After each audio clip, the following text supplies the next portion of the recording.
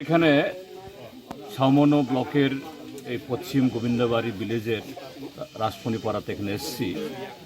এখানে গত 7 তারিখে একজন মহিলা 47 বছর বয়সের বানুপতি ত্রিপুরা এই ম্যালেরিয়া আক্রান্ত হয়ে মারা গেছে কোনো চিকিৎসা ছাড়া। যদিও সেরকম আউটব্রেক বা এই প্রকোপ হয়েছে কথা বলবো না, কিন্তু সরকারের উচিত দ্রুত মেডিকেল টিম পাঠিয়ে এখানে যাতে এই পানীয় জলের বন্দোবস্ত হয়, তারপরে ম্যালেরিয়া বা আন্ত্রিক যাতে না ছড়ায় তার জন্য প্রিকশন নেওয়া। এগুলিতে সরকারের কোনো রকমের যে চিহ্ন আমরা দেখছি না।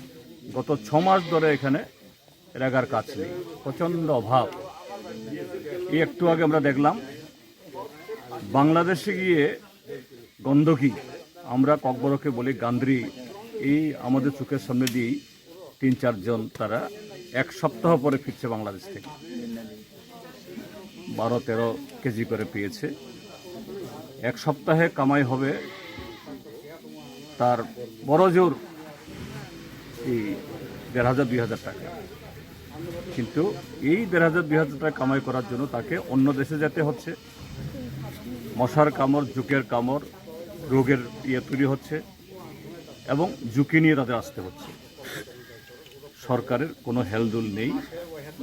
শুধু বাংলাদেশ না, এখান থেকে প্রত্যেকটা পাড়া থেকেই 7, 8, 9, 10 জন করে, অর্থাৎ একটা ভিলেজ থেকে 80, 90, 100 এবং বেশি নারী এবং পুরুষ বাইরে, মানে জোয়ান ছেলে তো নাই প্রায়।